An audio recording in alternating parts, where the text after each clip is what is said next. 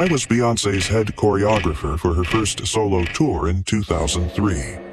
For 6 months, I watched her transform from the girl I knew in Destiny's Child into something else entirely. The dance moves weren't the only thing that changed.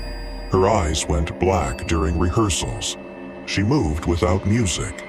And every night after practice, I'd find dancers collapsed in the studio, drained of energy they'd never get back. What I discovered in her private rehearsal room wasn't human, and the entity possessing her had been planning this takeover for years. If you think you know Beyonce's rise to solo stardom, you're wrong. This is what really happened when the lights went down. You have to understand, in 2003, choreographing for Beyonce meant choreographing for a goddess. She was still riding the wave of Destiny's Child success, but everyone knew she was going solo. The question wasn't if, but when. I'd worked with the group before, small stuff, backup formations, nothing major.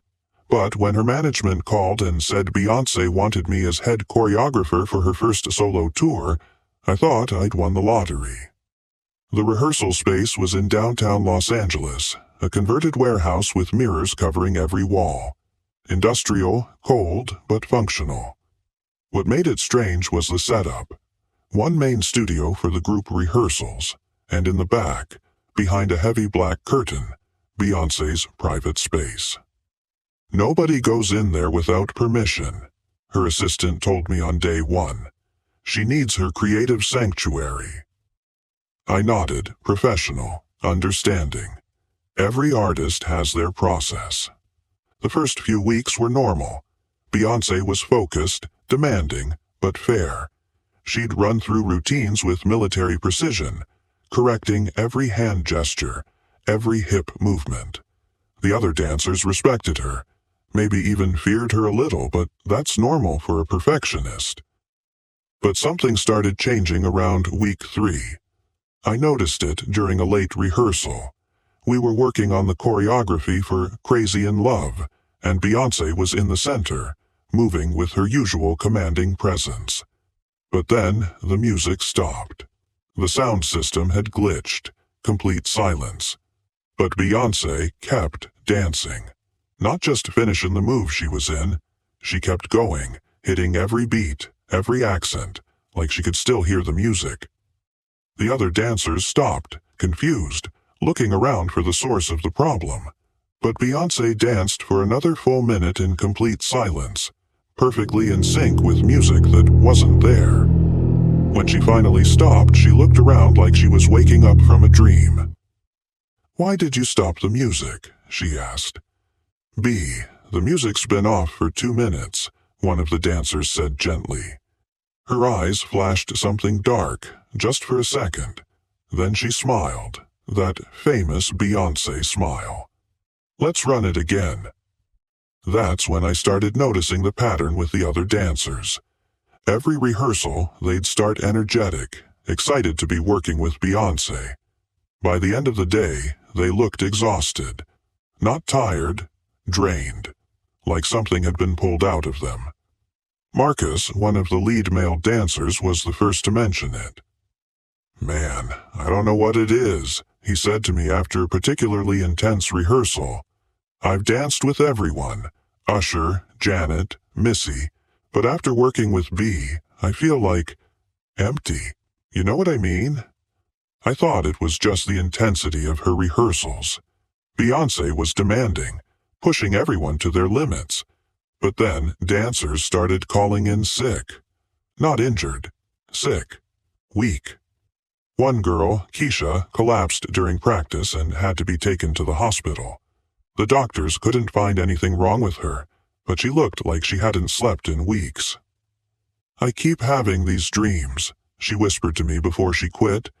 "Dreams where I'm dancing, but I can't stop." And she's there, watching, taking something from me every time I move. 3 more dancers quit that week. I should have minded my own business. Should have stuck to choreographing the main routines and left Beyonce's private rehearsals alone. But the curiosity was eating me alive.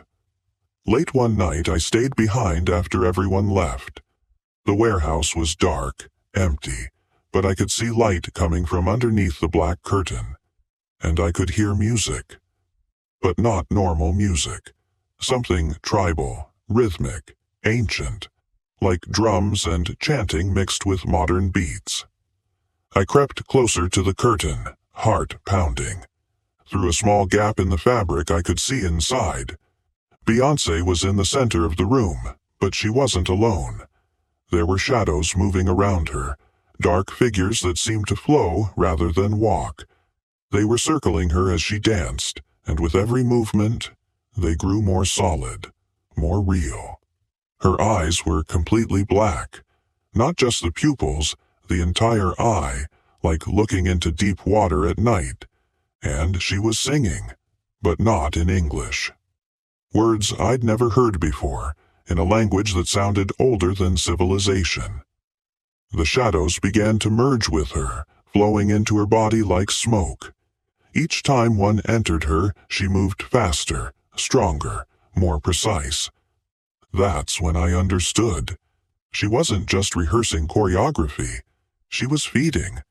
I tried to back away quietly, but my foot caught on a cable. The sound echoed through the empty warehouse. Everything stopped. The music cut off. The shadows vanished. And Beyonce's head turned toward the curtain with inhuman speed. "I know you're there," she said, but her voice was different, deeper, like multiple people speaking at once. I froze, barely breathing. The curtain slowly pulled back, though no one was touching it. Beyoncé stood in the center of the room, still as a statue. Her eyes had returned to normal, but there was something wrong with her smile. Too wide, too knowing. "You've been watching me," she said. "I'm sorry, I was just—" "Don't lie," she interrupted, taking a step toward me. "You felt it too, haven't you? The hunger, the need for something. More." I shook my head, but she was right. Ever since working with her, I'd felt restless, empty, like I needed something I couldn't name. "They used to call us muses," she continued, circling me now. "We inspire, we create, we elevate. But inspiration requires sacrifice, energy, life force. The dancers, willing participants," she said with a shrug. "They dance with a goddess. They should feel honored to contribute." "This isn't you," I said. "The Beyonce I know wouldn't." She laughed, and the sound sent chills down my spine. "The Beyonce you knew was weak, sharing her spotlight with Kelly and Michelle, letting others dim her light, but I showed her what she could become, what she was meant to be. What are you? I am ambition. I am talent. I am the force that turns dreams into destiny." Her eyes began to darken again. "And you, my dear choreographer, are going to help me reach even greater heights." "I have a proposition for you," she said, her voice dropping to a whisper. "Continue working with me. Help me perfect this vessel. In return, I'll give you something you've always wanted." "What?" "Recognition. Fame. Your own empire." She gestured to the mirrors surrounding us. "Imagine your name in lights, your choreography inspiring millions. All you have to do is stay quiet about what you've seen." I stared at her, my mind racing. Part of me was terrified, but another part was tempted. "And if I say no?" Her smile disappeared. "Then you'll find yourself very tired, very drained, very forgotten." The choice was clear, but as I looked into her eyes, I saw something that made my decision for me. Fear. Whatever was inside Beyonce, it was afraid of being exposed, afraid of losing its perfect host. "I need time to think," I said. She studied me for a long moment, then nodded. "You have until tomorrow night's rehearsal. Choose wisely." I didn't go home that night. I drove straight to the airport and bought a ticket to New York, called her management from the plane and quit over voicemail citing a family emergency. I never choreographed again. Now I work in marketing for a small company in Portland. Quiet life, normal life. But I still follow her career from a distance. Every tour, every performance, every award show, I watch for the signs.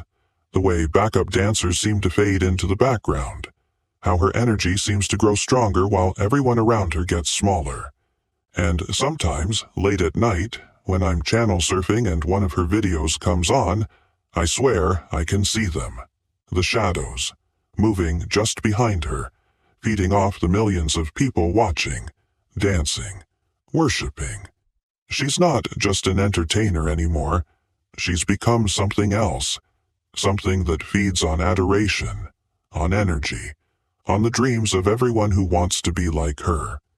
If you're a dancer, a performer, someone who dreams of working with the biggest names in the industry, be careful what you wish for. Some opportunities come with a price you can't imagine. And some artists aren't artists at all. They're something much older, much hungrier, wearing the face of your idol. Next time you're at one of her concerts, look around you. Look at the faces in the crowd, swaying in perfect unison, singing every word. Ask yourself, are they fans or are they feeding something?